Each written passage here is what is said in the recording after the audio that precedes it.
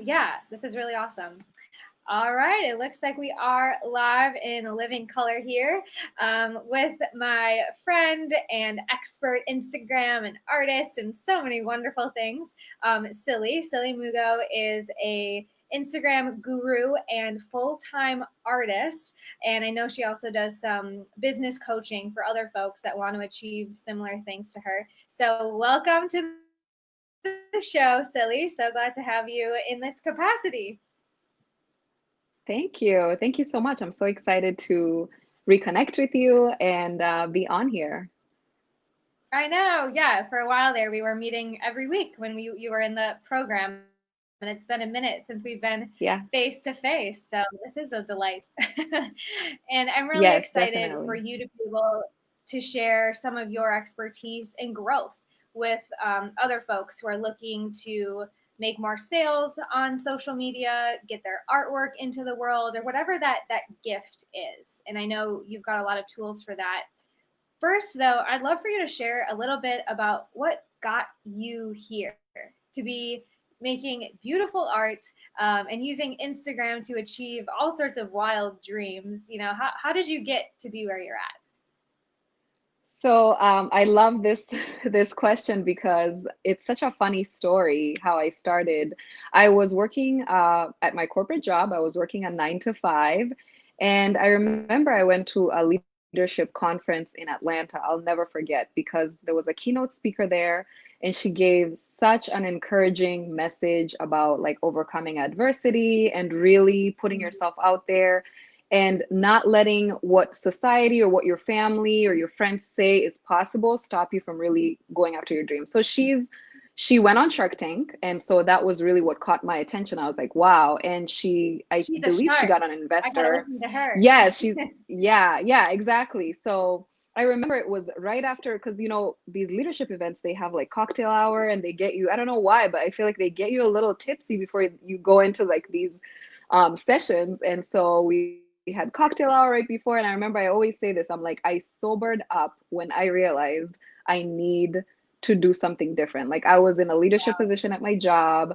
They sent me out for additional training. And, little did they know, my mind just literally just opened up. And I remember I ran back to my hotel room, and I literally sobered up. I was like writing down all these things, but I knew that I had passion, and I needed to be able to do it at my own time, in Mm-hmm. my own way, and have that freedom of really being able to like chase after my purpose and chase after my dream. Mm-hmm. And in that moment, I knew what I was doing in corporate America just was not my purpose. So Yeah. I went back home, yeah, and I just was like, oh my God, oh my God. And I started thinking, I okay, think so what can I do that I really love? Yeah, sorry, I don't want to interrupt, but I think this is so important to highlight that aha moment, right? When you're on a Yeah, certain path, you think you're doing the right thing, everyone's telling you you're where you should be, right? The big nasty S word of those shoulds. And maybe yeah, even you've tricked yourself into liking your job or getting these leadership roles, like you said. But when you sober up and have that aha moment, and really look at your strengths and your talents and what you actually want to be doing. Like, I think that is so relatable because each of us have it in some capacity. And it's the people like you who answer that calling that get to make it their real life. And so if anyone out there listening thinks they've had their aha moment, like I'm just going to tell you, like it's probably worth listening to if you kind of sort of think maybe. And if you definitely listen to it, you could probably remember your moment and relate. So I love that. yeah. Thank you. Yeah, it was a very clear aha moment for me, because then I knew, okay, so I'm gonna go back home. And then you really start to think, what can I do that I am passionate about, that I love to do, but I also can make money from it? And for me, it's always been art. Right. I've always been into art. But I was chasing after that corporate ladder, like you said, the shoulds, right? Like I should be working in corporate America and climbing the corporate ladder. But I really decided, hey, you know what? I really needed to chase my dreams. So I started on Instagram simply with no followers. I literally had no sales. It literally started from zero, and just Mm-hmm. started to put myself out there, post my art, and slowly post my story. and, just connect with people on in a genuine level. And, and that's really where it all started. It just started from putting myself out there on Instagram and really just believing like there are my people out there who are going to appreciate the art that I'm creating. So that's Yeah. really where it all It's started. the just start method. Like just start putting stuff out there, right? Like we don't Yep. always know the exact next steps or how it's all going to happen or where you're going to be in 5 years from now. Like it doesn't necessarily work that way. But that just start Right, method right. is so powerful. When was that? Yes. How many years And ago did you do that? so that was in the fall of 2017. It was actually, I launched my shop Okay. on the Saturday after Black Friday. So yeah, it was 2017. And was I ready? Absolutely not. But I started my Mhm. Etsy shop, and I had maybe about 15 or 20 listings on there, but I just was like, I set a date and I decided to do it, and that was that. So yeah, that start is really like, I feel like after that you can only go up from there, but you just have to start. You just have to start. Right, right. Well, I'm excited to dig in with you because you have a really interesting perspective from making art sales, so selling middle to high ticket masterpieces, also selling services on Instagram with some of your coaching and consulting that you do. And also, I'm pretty sure you do some like affiliate or like some network marketing, like smaller products, and you've been able to sell all these different types of things with some of the same strategies, the same exact platform, the same exact profile. So many times Yeah. people ask me, like, do I need a business account? Should I start a different thing with a different last name? Whatever. So I would Mhm. love to kind of dive into how that's possible. Like, what is your formula or method for being able to convert on a very noisy platform? Yeah, so I love that you said that, because it is. It's very noisy. It's like the word people like to use is saturated, right? There's Mm-hmm. over a billion people just on Instagram alone, right? So the way that I look at it, and this is something that I've tried over and over again, this is how I teach my clients who are creatives how to really show up on Instagram. Is that no, like long, long gone are the days where you just like posted pretty pictures on Instagram and that had all of these people start to follow you and buy from you. That's not what it's about anymore. It's really all about storytelling now. And the way to do that is to really balance how you show up as as opposed to your products and services. So it's like a balance of selling, storytelling, and serving, right? And this is what I call the bar method. And the way that I break it down, what the bar really stands for is number one thing people need to know as soon as they come on your profile, just based on your content. Because content, just let me back up a second. Content, the whole purpose of content on Instagram and just social media in general is to number one, connect you with your audience, like connect you with your potential customers. And number two, to sell. Like there's those two things. Those are the two things that content really does, right? So the bar method, the way it's set up is the B stands for being a boss. Let me explain what that means. Your content, when you think about showing up as a boss on Instagram and on social media in general, do people think of you as an expert when they come to your page, or do they just think it's just like a fun hobby that you're doing? Because this is Mm-hmm. what differentiates you from being a boss. Means that you show up, you look like an expert, you actually know what you're doing.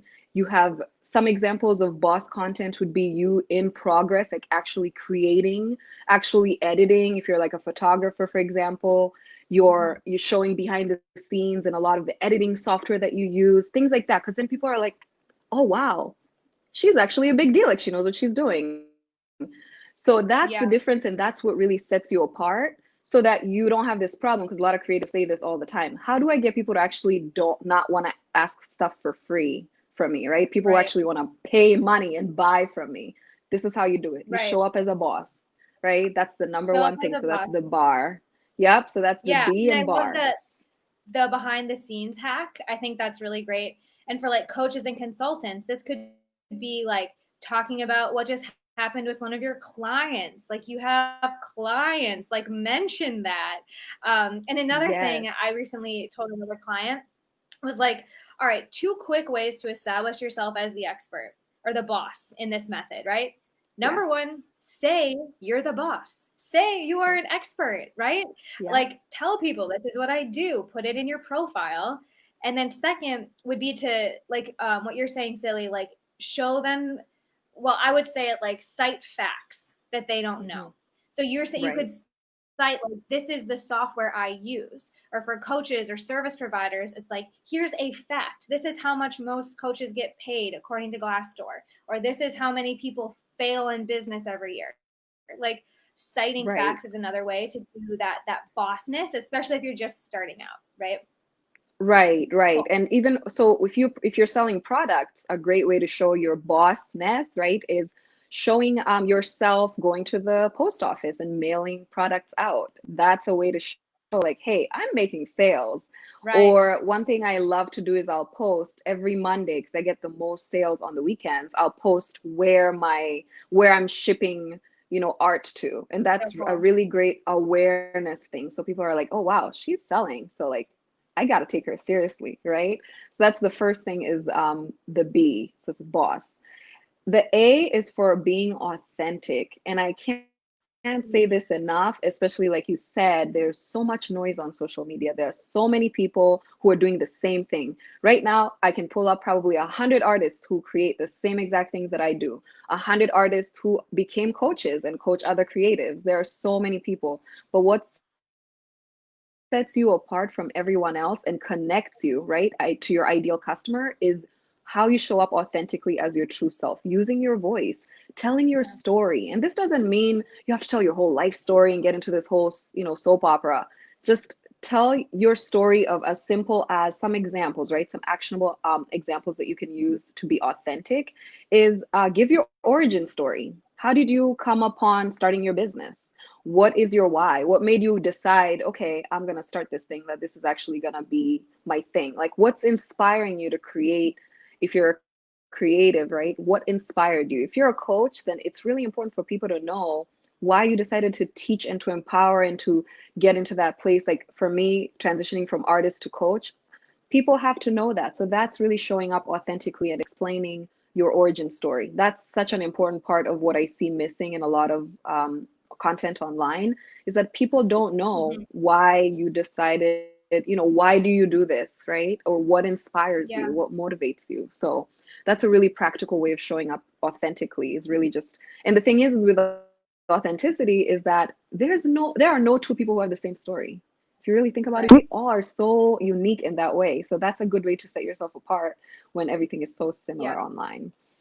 And then the Yeah, and I last love thing, framing it. yeah, I'm sorry, go Oh, ahead. sorry, one piece on the authenticity, because sometimes I hear people get like worried that if they're vulnerable, it'll be too hard to post or it'll upset someone. And I think that is a really great hack of your origin story, because that's super authentic and can't piss anyone off or like, hurt too bad. Because I Right, know a lot of times people get worked up about like sharing too much or being too this or that when we talk about authenticity. They know it's important, but they don't know how. So I love right. this highlighting relevant pieces of your story. What got you into business? Why you do what you do? Love it. Yeah, yeah. Or even just like simply, like, how did it feel when you made your first sale? Like when you realize, like, Mm, oh, wow, people are actually willing to spend money on me. Oh my God. You know what I mean? Like yeah, that's really authentic right there, because everyone has a different experience on how they felt when that happens, right? And then the last thing in the bar method is R, which is relatable. And when you think about being relatable online, people are, especially right now, this year with everything that's going on, people are online more than ever. mhm. People are seeking connections. People are making BFFs on Instagram. I can't tell you how many people we are literally, I can personally tell you we're BFFs, including you, Hannah. Like we're BFFs. I consider that because it's Right. like you're in Yeah. each other's business, you're liking each other's stories all day, and it's like you'll post the Right. funniest pun memes, and I'm just dying I laughing. want to So know what coffee you're relatability, drinking. Like, send me the link. Right. right? Like, it's all Kombucha, like like, when, yeah. So when you think about relatability, that's really important. And I'll tie together how all these three things tie together when it comes to sales. Because when you think about it, relatability is the me too thing, where it's like, oh my God, you're going through that. Like I feel the same way, especially when it comes to just current events or I always say, like, if you're a mom, there are a lot of moms who would probably draw towards you because of hashtag, like, Right. mom life or mom struggles or whatever the case may be. Memes, really great way to be relatable. So people get to know what your sense of humor is like and what you really consider funny and not I funny. love And your memes. there's so many things that start great Right. conversations. Yeah, you would be surprised. I sometimes post a business related post in my stories and I don't get as much engagement as I do a meme. And a meme will start those conversations that do end up then being sales conversations, right? Yes. But it's really how Yes. you start those conversations. So that's the bar method. It's be a boss, be authentic, and be relatable. Once you have that in Right. cycle in your content, right? You're showing up as a boss, you're authentic, you're relatable, and you just keep posting over and over again those three types of content. That's how Yes. you build that know, like, and trust factor. And people are then Right. ready. As soon as you launch that thing or you have that thing ready for sale, it's not a question. It's like, okay, I already know Right. her. She's my homegirl. Like, I gotta Totally. get what she's selling, right? So that's really Right. how it all ties together and drives sales when you post those three types of content consistently, right? Yeah. What you're really talking about, or what I'm thinking about, is branding, right? Everyone thinks branding is like a logo, your aesthetics, your font type, but really it's that process of getting to know you, of being part of the client journey of like, oh my God, we both love kombucha. And oh my God, look at her amazing art. And now I trust her and I like her and I'm already chatting with her about kombucha. That's branding, Right, right? Fostering that know, like, and trust in complete strangers that happen to find you because of a hashtag, right? Yeah, it right, makes right. sales so much easier. Absolutely, So, absolutely. question for So yeah, you. that is, yeah. Yeah, question for you. When it comes to making sales, I know this is something we worked on together, and I think there were a lot of shifts you learned in the difference between like selling a product for X amount of dollars versus selling like a high ticket service, right? A little less tangible, maybe a little more expensive, but you're still again using these same strategies and conversations. So what do you know? What are some of the differences between products and services selling them, if So I any? think with, yeah, so I think there's a lot of similarities in that you gain that know, like, and trust factor. Those are both, like, those have to both be there for products or services. I think the biggest thing with services is that your boss content really needs to be heavy in that people, you have credibility. So people see you as an expert, not only on what you do and like how you make money online, but then also that you're able to teach them. So the content in that case then becomes teaching and tutorials and really showing up as someone who they can look up to and learn from, because then makes it really easy to transition them into, hey, you've gotten a little taste, here's how I can work with you to really transform your business or transform your life or whatever the case may be. Right. So it's more of a journey with services, but the journey really starts with that boss content of like really showing that Right. credibility and the fact that you're a pure expert in what you're doing. So that would be the Yeah, biggest difference. that definitely makes sense. You just need to push that trust a little bit more, right? Right. And Yeah. Yep. I would imagine that, and the way I think about sales, we've worked on your sales conversations together, is that bar method maps directly onto the entire sales process.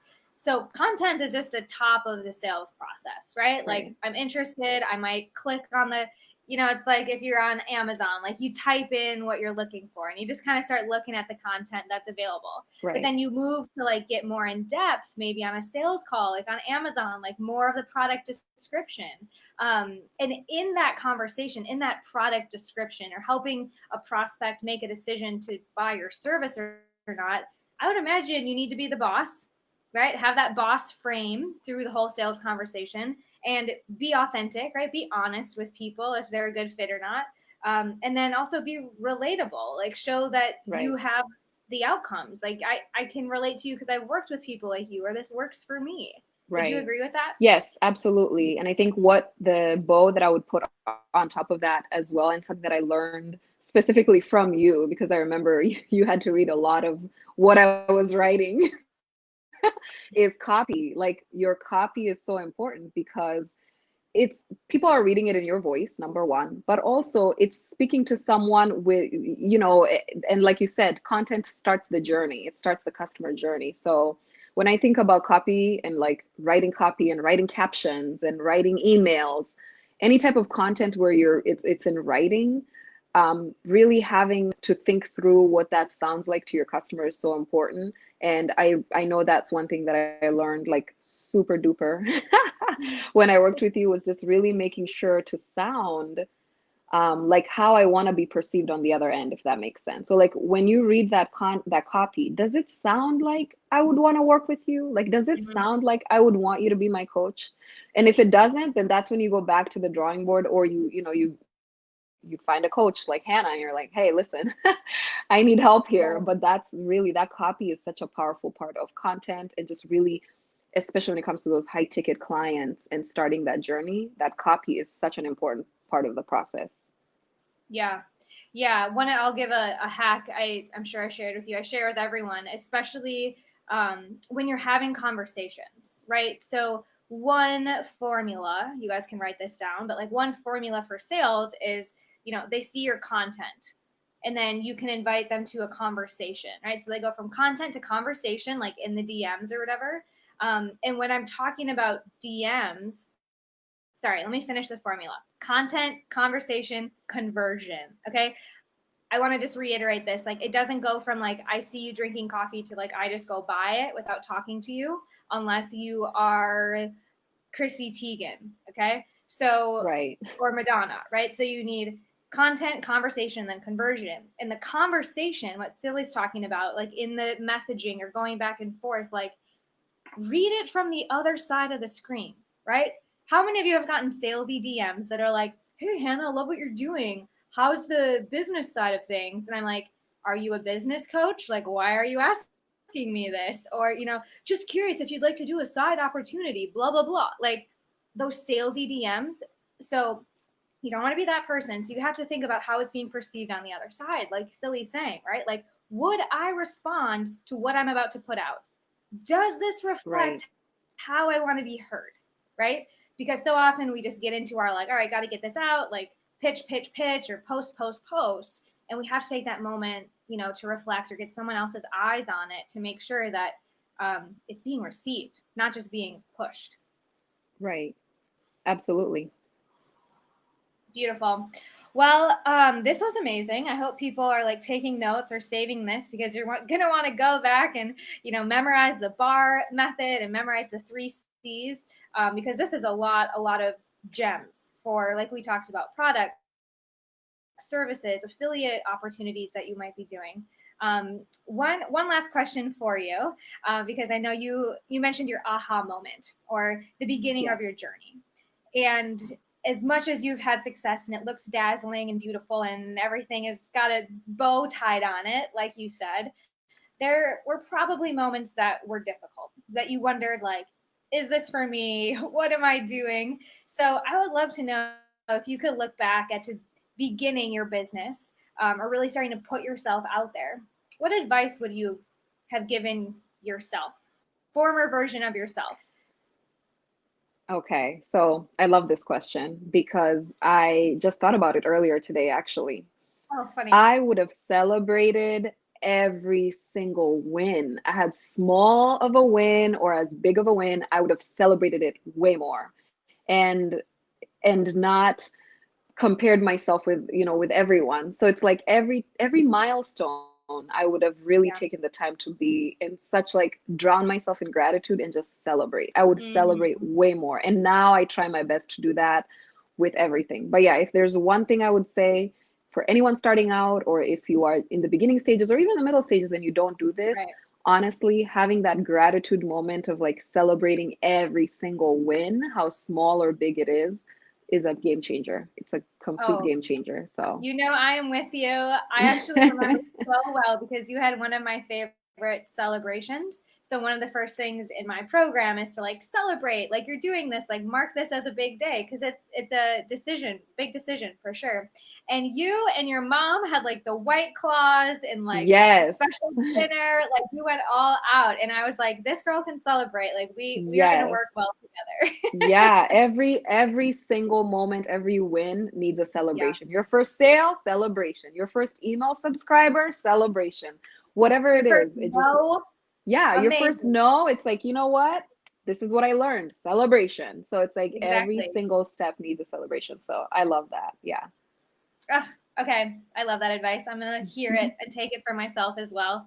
Well, we all want to keep celebrating and hanging out with you. So, where's a good place for folks to get connected or follow you? Absolutely. So I am on Instagram literally way more than I need to be. I'm at Sillie Mugo. And also my website is silliemugoart.com. So you can see some of my art and see some of what I offer as far as services on there as well. Yeah, I'll make sure we get links to all of that. We so appreciate you, your beauty, and your wisdom sharing all of this with us. I definitely hope people continue the conversation with you over on Instagram or your website.